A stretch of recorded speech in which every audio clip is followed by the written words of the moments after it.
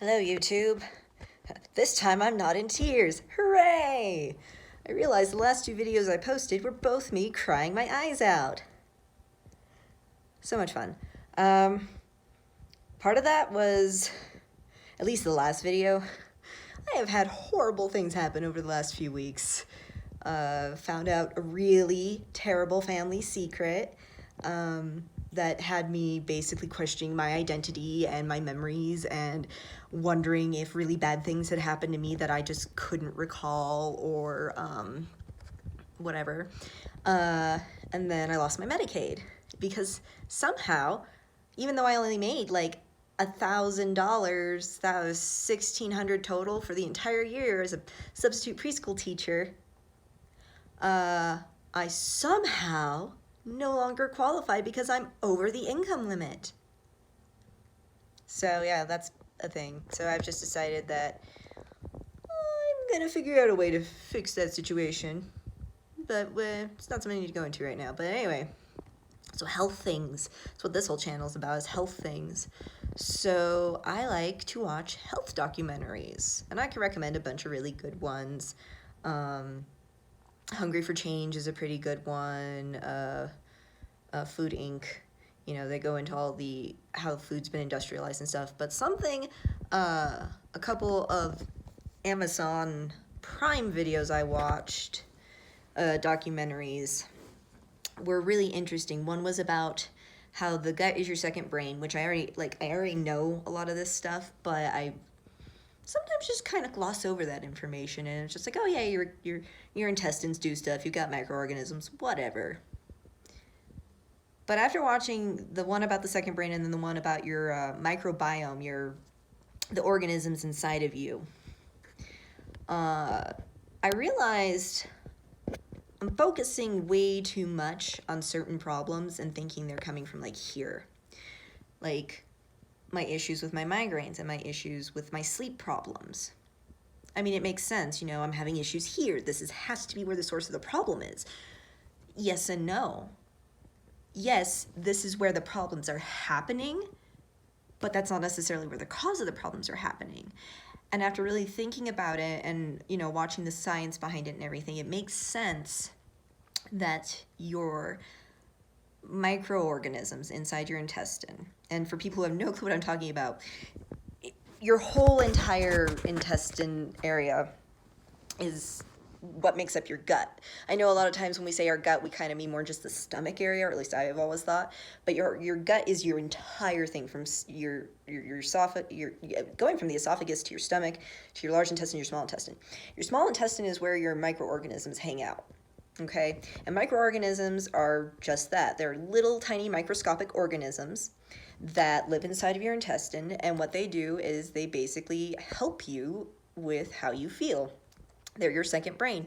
They're basically sending information through the vagus nerve that runs all the way up to your brain, and your two brains are communicating constantly. And actually, a lot of times, stuff you'll do from up here, it's because this was indicating it first. So I have a lot of sleep disturbances at night, and of course it's the typical, oh, well, I have to get up and pee. Well, you know, the solution is just don't drink so much water before bed or whatever.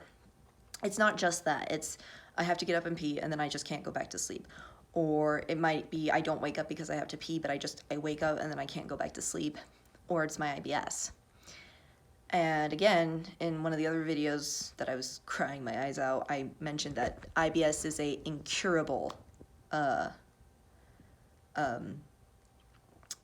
problem, that there's no cure for it, you just have to learn to manage the symptoms. And I say that's bullshit. I say any disease can be cured if you just know how to understand the human body.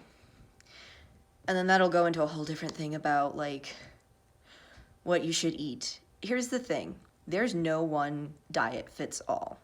Yes, you can look at humans and be like, oh yes, well we need all these things to function and work, and you know, this diet's the best for that, or that diet's the best for that. But no, what it is each an individual person is different. We are all unique. We are all like fingerprints, okay? And so are our microorganisms in our guts, okay? They're like a fingerprint. No two people are gonna necessarily have the same gut microbiome.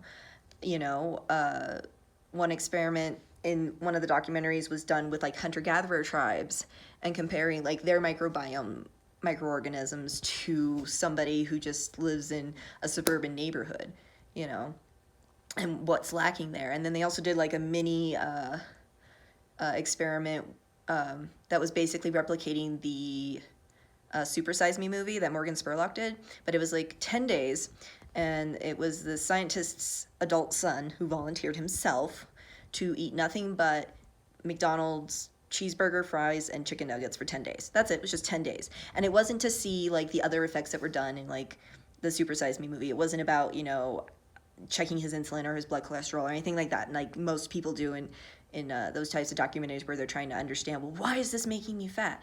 No, what they were looking at was how did the diet affect the environment of the microorganisms. And what they found is that he went from like, I forget the number, like 600,000 or something like that, different microorganisms in his gut. And after 10 days on that diet, it was halved. Okay? So you have to remember, these little tiny things are what are going to help your immune system be strong. And when you're killing them off and you're also introducing bad bacteria, you know, that's when you're going to end up with the chronic inflammation and the diseases that come from that. That's when you're going to start really seeing all those problems. It all comes back to your food. To feed your microorganisms, here's the thing. You have to eat fiber, because what's happening in a typical junk food diet is you're getting your carbs and your fat and your sugars, and that's hitting up here in your stomach, in your upper intestine, but you're getting all that stuff absorbed, and then there's just nothing. It's like if you just ate sugary, fat-laden cardboard, and the cardboard finally makes it to the bottom of your intestines where the microorganisms are, and they're like, yeah, food's here, and then it's just, oh, this is just literally cardboard, there's nothing in it. That's what eating the fast food, junk food diets are like. Whereas eating like whole foods, the whole plant foods, vegetables, and the fruit, and getting that fiber, and gelatinous ones like chia seeds and flax seeds are really good for fiber, because then what's happening is there's a lot of nutrients locked in that fiber. That's why juicing is such a big thing, is it removes the fiber so you can get all the extra nutrients that's locked in that fiber that your body can't normally pull out. And doing juices is good, but you do need the fiber at points. So doing like a quick little juice fast is fine. You don't want to just subsist on juice if you can help it, because you do need the fiber, because what it is that fiber, what's got all that nutrients and stuff still locked in it, ends up feeding your microorganisms. So your microbiome is happy and you get a lot of healthy things, and then they're able to help you, with losing weight and regulating your mood and helping you sleep. So I guess what I'm going to try and start doing is to obviously eat more plant foods, but I want it to be like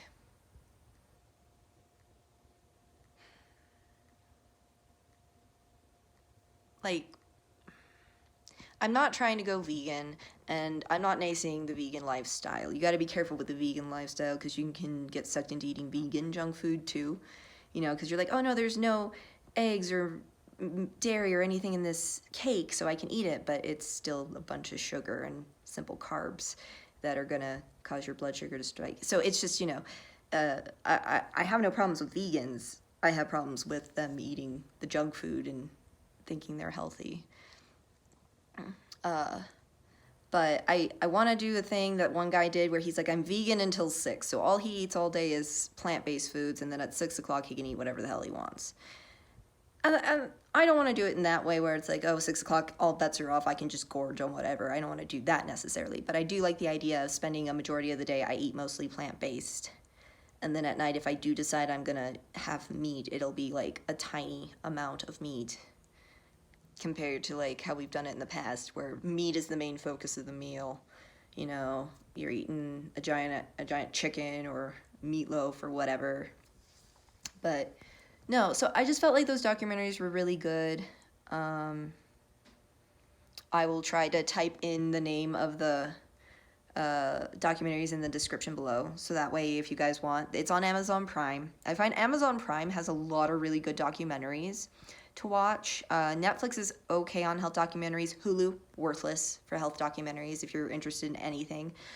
So Amazon Prime, really good library for health documentaries, and all kinds of health documentaries, not just like the weight loss stuff. They've got documentaries on like Lyme disease and people dealing with mental illnesses and that kind of stuff. So there's a lot of really good documentaries on Amazon Prime. But like I said, I'll write in the description below the ones that I watched. But that's something I'm going to definitely look into and see if that doesn't help affect the migraines and the IBS. Because I think it's bullshit being told that, no, we can't cure your IBS. Like, why not? We can put a man on the moon. You know, we can send a robot to Mars, but you can't get it so that I don't have diarrhea constantly. All right, cool, I guess, you know. The medical profession's good for some things, but I think when it comes to our own personal health, we are the best doctors at, we're the best at that, because it's so simple how to take care of yourself, but we're really bad at doing it. And it's a cultural thing all over the world based on how you're raised. You know, when I was growing up, oh my gosh, I had no limits. I had access to the kitchen 24/7 if I wanted. Soda, all I drank was soda. Water was not a thing in my world. But yeah, no. But when you look at that and then you see that sort of trend across the globe, but then you find out in certain areas, another good documentary I watched was Globesity, like some areas, they don't have access to clean water and they don't have access to good food. And so they end up having to buy these sugar-laden, man-made, processed crap to survive. And then that's why they end up being so big. It's because, yeah, they're being fed, but they're starving on a nutritional level. And it's globally anymore. And it's not just America. And it's really tragic that we've gotten so far away and removed ourselves from our food and we're just trusting the industries to do it. Like, they'll take care of us. Like, no. But yeah, so I guess this video was just kind of giving an update on what's going on. Also, I'm going to probably have random videos where I'm talking about DDPY, and that's just because I'm trying to do the 16-week challenge, and if I upload stuff on that page, I have to, like, make a YouTube video to do it because I can't just do it from my phone. It's dumb, but whatever. It's going to happen. Which I've been doing pretty well with that so far. I'm on my the second week of the program that I started again, the intermediate program, because I got the app, the DDPY app, which is pretty good. I have some issues with it. It likes to kick me out all the time, and it likes to not register that my heart monitor's on unless I turn off my Bluetooth a bunch. It's got its glitches, and it pisses me off from time to time, but it's also been a good motivator because it's got a point system, so you collect points for every time you do workouts and stuff, and they've got prizes, and some of the prizes I'm like, I'm not gonna waste my points on that, like t-shirts and stuff. Like, if you want to do that kind of stuff, that's cool, but the main prize is at the end. You can go to Diamond Dallas Page's accountability crib, so basically you just get to go out to his place and do yoga and stuff with him, and it's like, well, yeah, I want to go do that. I'll totally do this program just so I could go do that. Like, you know, because DDP seems like such a cool dude. Like, I want to meet that guy, so I'm willing to. But it takes 2,500,000 points to get to that prize. And I'm only at, I think, 38,000. So it's going to take me some time, but I'm going to try. And then the 16-week challenge is actually called Positively Unstoppable. And if anybody wants to participate, you can sign up before January 31st. I will also try and find a link or something for that down there as well if you're interested. Basically, you're just going to try for 16 weeks to do the DDPY yoga, and there's a potential that, you know, as you're taking pictures and videos and everything and keeping track of your measurements, you have a chance to win $1 million, as well as going over to the accountability crib. And it's funny because DDP posted a video and he's just like, yeah, so many of you are posting things saying, oh, I know I'm not going to win. Oh, I know I'm not going to win. I'm like, yeah, I did that too. And he's just like, well, why not? Why aren't you going to win? That's your mindset. If you think you can or can't, you're right. And it's like, Ah, TDP. So yeah, I want to try and win the million, but it's not even about the million anymore. Like, yeah, I have financial issues and the money would be great, but I mean, I just want to sleep through the night. I just want to not have migraines, and I just want my bowels to not run the show of what can I do, what can I do. I'm having a like food plan right now before I go on a trip to Vegas for my 30th birthday. And so I'm like going through all the different restaurants in Vegas and like videos I've watched about people talking about places in Vegas and just making sure that I can try and eat there. Because I'm very serious about this. That's why I'm making these videos, which is super uncomfortable for me. Because I don't like people watching me be, whatever I am. But at the same time, I like talking, and this is a good way to do stuff, so. But yeah, I guess I just wanted to do an update on what was going on and why I was freaking out and crying all the time and everything's ending. It's not, but I don't do well with stress.